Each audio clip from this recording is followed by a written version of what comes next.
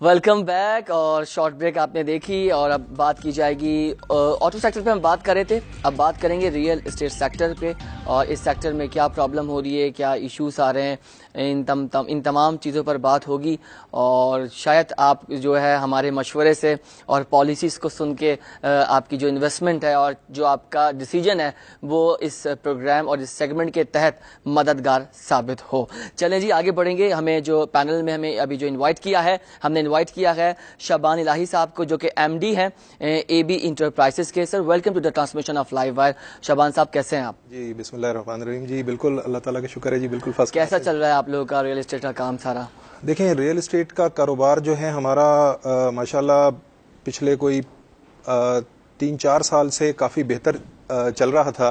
जब से हमारे पाकिस्तान में लॉ एंड ऑर्डर की सिचुएशन और चीज़ें बेहतरी की तरफ जा रही थी, तो उस वक्त से मार्केट रियल एस्टेट की आहिस्ता आहिस्ता बूम हो रहा था।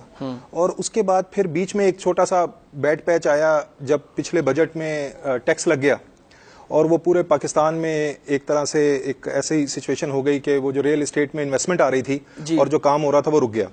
तो फिर अच्छी बात यह है कि इस गवर्नमेंट ने बड़ा अच्छा स्टेप लिया और सब स्टेक होल्डर्स को बुलाया और उनके चीज़ें जो प्रॉब्लम्स थी वो सुनी और उसका एक वे आउट निकाला।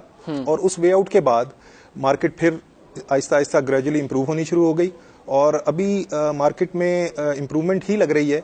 लेकिन डेफिनेटली क्योंकि इस वक्त फिर एक बजट आ रहा है, फिर कुछ मामला ऐसे इलेक्शन भी नजदीक है, लेकिन फिर कुछ ऐसे मामला हैं कि जो इन्वेस्टर है वो जब तक सब चीजें देख के हर कॉर्नर पे कि जी मेरी इन्वेस्टमेंट महफूज हो तो वो इन्वेस्टमेंट करता है। तो इस वजह से मार्केट अच्छी लग रही है और इम्प्रूवमेंट का चांस है। आप कौन सी बात करें कि मामला खराब हो सकते हैं जिस तरह से? देखिए ना, अभी जैसे कि एक हमारे मुल्क में एक इशू चल रहा है पनामा का, तो लोग बिल्कुल एक वो भी पॉलिटिकल अनसर्टेनिटी देख रहे हैं, वो स्टेबल नहीं रहेगी। तो ये इन्वेस्टर जो है ये अब पाकिस्तान में, क्योंकि एक बहुत अच्छी गोल्डन अपॉर्चुनिटी है इस वक्त पाकिस्तान के पास। मैं थोड़ा सा ऐड करना चाहूंगा, मे भी मतलब थोड़ा उसमें हो कि इस वक्त आप देख लें कि पाकिस्तान में पिछले 3-4 सालों से जो एक सेक्टर, जो एक सोर्स बना हुआ है बाहर से पैसा लाने का, वो रियल एस्टेट है। क्योंकि आप इंडस्ट्री देख रहे हैं, इंडस्ट्री में हमारे यहाँ कोई मतलब खैरखा लोग मतलब इन्वेस्टमेंट नहीं कर रहे।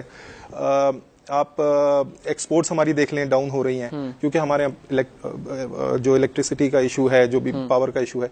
तो हमारी जो रियल एस्टेट सेक्टर है वो इस वक्त एक पूरे वर्ल्ड में जो भी बाहर हमारे पाकिस्तानी बैठे हुए हैं उनके लिए एक एडवांटेज है और ये एक सोर्स है कि बाहर से पैसा। गवर्नमेंट ने जो पॉलिसीज आप लोग पे लगाई थी आज से 1.5 साल पहले फाइनेंस मिनिस्टर की तरफ से, कि जिसमें एवल्यूशन का किया गया था कि साल के अंदर अगर आप बेचेंगे प्रॉपर्टी को इतना टैक्स लगेगा, 2 साल में इतना, 3 साल में इतना। फिर आप ही लोगों के सेक्टर के लोगों ने कहा कि ये गलत किया गया है, हमारा कारोबार खत्म कर दिया है, तबाह कर दिया है। आप किस तरीके से देखते हैं इस पॉलिसी को जो इवैल्यूएट करने की बात कही गई थी? नहीं, उसमें ये नहीं था। उसमें इस तरह था कि उन्होंने ये कहा कि हम जो ट्रेड होता है ना, देखिए मैं अब आपको थोड़ा सा इसको एक्सप्लेन ठीक है। हुआ ये था कि पिछले 20 से 30 साल, 20-25 सालों से एक जो हमारे यहाँ रियल एस्टेट में ट्रेडिंग हो रही थी या जो सेल परचेज हो रही थी वो एक डीसी वैल्यू के ऊपर होती थी। ठीक है। उसके ऊपर गवर्नमेंट ने कभी भी उसके ऊपर फोकस ही नहीं किया, उसको स्टडी ही नहीं किया। अच्छा। उसकी वजह से वो जो एक 20-25 सालों में कोई भी एक आदमी प्लॉट लेता था, सपोज उसने इस्लामाबाद में, लाहौर में, कराची में प्लॉट लिया और उसने प्लॉट 1 करोड़ रुपए का लिया, लेकिन वो डीसी वैल्यू उसकी 20 लाख रुपए थी, तो उसके ऊपर वो रजिस्ट्री करवाता था। क्योंकि कोई चेक एंड बैलेंस नहीं था, गवर्नमेंट उसको हर साल देखती नहीं थी और वो 20-25 सालों से एक मार्केट प्रैक्टिस ही चल रही थी। तो गवर्नमेंट ने ओवरनाइट कहा कि नहीं जी, अब तो हम इसको वैल्यूएशन करेंगे फेयर मार्केट वैल्यू पे। तो लोगों ने ये कहा कि भाई आपने अगर ये फेयर मार्केट वैल्यू, लोगों से मुराद रियल एस्टेट नहीं, रियल एस्टेट सेक्टर। देखें, रियल एस्टेट सेक्टर, ये भी मैं आपको एक बात बताऊं, रियल एस्टेट सेक्टर तो रियल एस्टेट एजेंट्स हैं जैसे। असल तो ये बात हम आप लोगों की करते हैं, बिल्कुल, क्योंकि आप लोग ही हमसे आगे प्लॉट लेते हैं, प्रॉपर्टी लेते हैं और बेचते हैं। हम आपके कस्टमर कंज्यूमर है, हम तो अपने कंज्यूमर की बात कर रहे हैं। ठीक है। कंज्यूमर के साथ ज्यादती ये हो रही थी कि जी आप एक चीज जो 20-25 सालों से चल रहा था मामला, एक मार्केट प्रैक्टिस बन गई थी, उसको आपने ओवरनाइट आपने कहा जी इसको हम चेंज करेंगे। और वो आदमी जो कि जिसका लेजिटिमेट पैसा बिल्कुल डॉक्यूमेंटेड पैसा भी, उसको आपने रात को कहते थे कि जी सुबह उठें और आपका वो ब्लैक पैसा, उसको ब्लैक पैसा कह दिया। सर कंज्यूमर्स ने तो ये बात कही कि जो इवोल्यूशन है ये अच्छी है, आ गई है, हमें पता ये लग रहा है कि जिस चीज़ की मार्केट वैल्यू है हमें उस हिसाब से मिले। रियल एस्टेट सेक्टर के कुछ लोगों ने फॉर एग्जाम्पल 120 गज का कोई प्लॉट है, उसकी कीमत अगर 1 करोड़ रुपए है तो सर रियल एस्टेट सेक्टर ने उसकी कीमत जो है 1.5 करोड़ रुपए कर दी। अब मैकेनिज्म और फार्मूला मैं भी आपको ये बता दूं, जो बेचने वाला होता है ना वो रियल सेक्टर और एजेंट के पास जाता है, एजेंट्स भी तो बैठे हैं इसमें बीच में मिडिल मैन का जो काम कर रहे हैं, उनको ये बात जाकर बोलता है कि यार ये हमारा प्लॉट है 120 गज का, इसकी फॉर एग्जाम्पल कीमत 1 करोड़ रुपए है, आप हमें 1 करोड़ रुपए दिलवा दो, ऊपर से आप जितने का बेचो। ये जो ऊपर से कहने का जो बात होती है ना, उसमें जो एजेंट होते हैं रियल एस्टेट एजेंट, वो ये करते हैं कि now they make a value themselves, market value नहीं है, वो वैल्यू उन्होंने खुद क्रिएट कर दिया।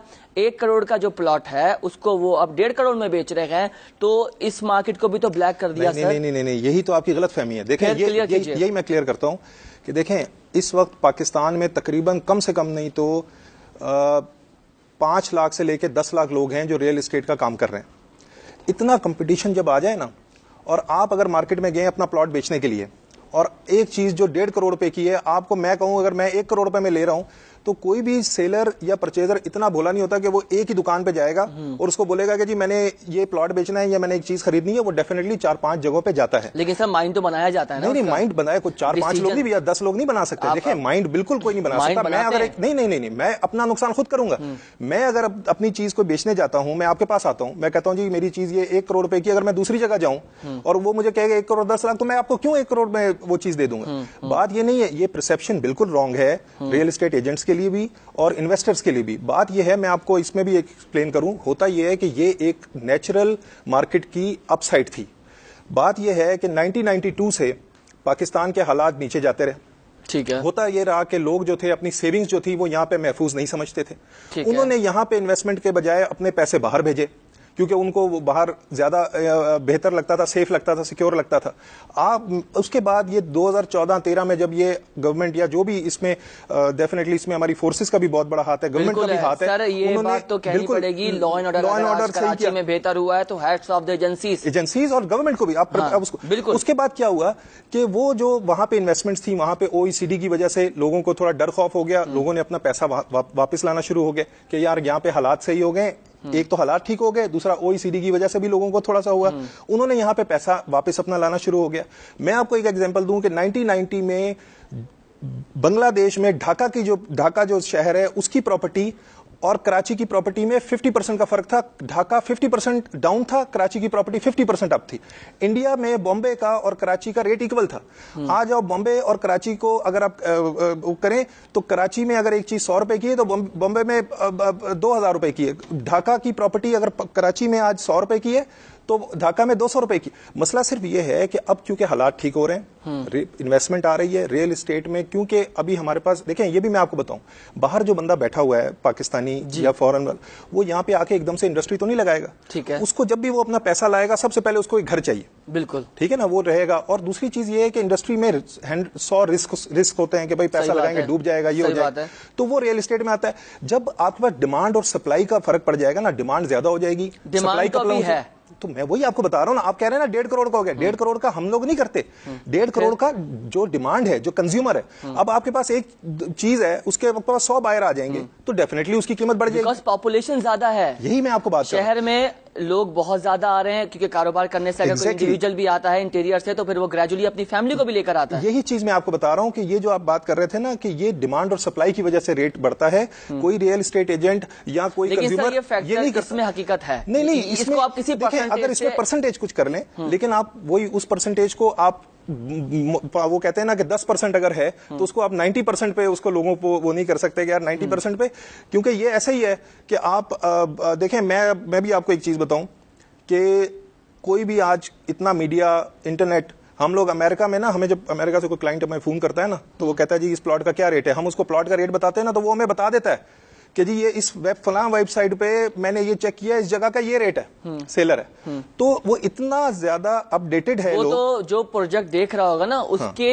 उसमें आ रहा होगा। फॉर एग्जाम्पल XYZ कोई भी प्रोजेक्ट है, उसने अपना सारा डॉक्यूमेंट और फ्रेमवर्क और इंफ्रास्ट्रक्चर वो पब्लिसाइज किया हुआ है। वो तो आपको समझ में आ गया कि नया प्रोजेक्ट है।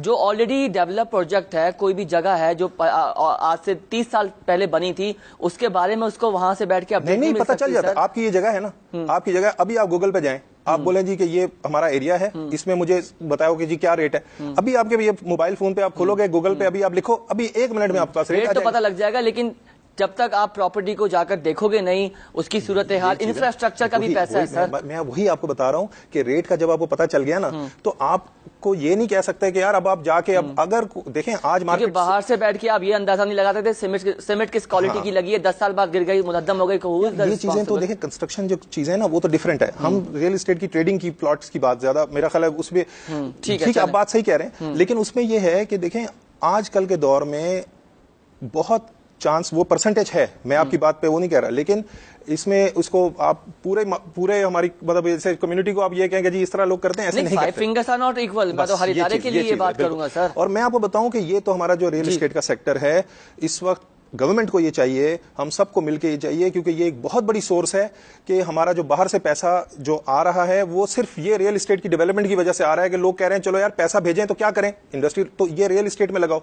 और एक चीज मैं ऐड करूं, आपका टाइम थोड़ा ले रहा है, लेकिन ये है कि देखें मैं आपको बताऊं, एक मैंने कहीं सुना था और फिर उसके बाद मैंने उसको तस्दीक भी किया कि सेकेंड वर्ल्ड वॉर के बाद डिप्रेशन में थे पूरे ये जो वर्ल्ड वॉर जिनके अमेरिका ये सब, तो उन्होंने वहां पे उस वक्त की ये बात है कि अगर कोई कौम डिप्रेशन में होती है तो build construction, remove depression, build construction. आपने अपने बिजनेस के हवाले से बहुत अच्छी कोशिश नहीं मैंने इस वजह से कि ये है, आप दुबई का मिसाल देते हैं, मलेशिया देख लें, मतलब लोग जाते हैं वहां पे मतलब डेवलपमेंट्स हो रही हैं। यहाँ तो मैं आपको बताऊं, गवर्नमेंट अगर थोड़ा सा और इसको पॉजिटिव ले, और ये गवर्नमेंट कर रही है, ये अभी भी इन्होंने बुलाया, दे आर इंडस्ट्रीज, इनका इंटरेस्ट इंडस्ट्रीज पर है, that's why they are doing it. और मैं आपको बताऊं कि इस गवर्नमेंट को मैं इस वजह से क्रेडिट देता हूं कि आज तक, पिछले मैं 25 साल से ये काम कर रहा हूं और मैं और लोगों को भी जानता हूं जो मेरे से भी पुराने हैं, कभी भी इस इंडस्ट्री को, जो मैं कहता हूं ये बहुत बड़ी इंडस्ट्री है जिसमें 8 से 10 बिलियन डॉलर ऑफिशियली आपके पास इन्वेस्ट होता है हर साल,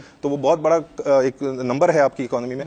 तो इस गवर्नमेंट ने स्टेप लिया है कि जी इस इंडस्ट्री को सिस्टम के हिसाब से चला जाए। लेकिन सर फिर मैं वही बात कहूंगा, कराची के हवाले से अगर आज पीस हुआ है तो इसमें हमारे एजेंसीज का हाथ है। उन्होंने ऑपरेशन करके इस लॉ एंड ऑर्डर को बहुत बेहतर किया है, हम उनको हैट्स ऑफ करेंगे, सैल्यूट करेंगे।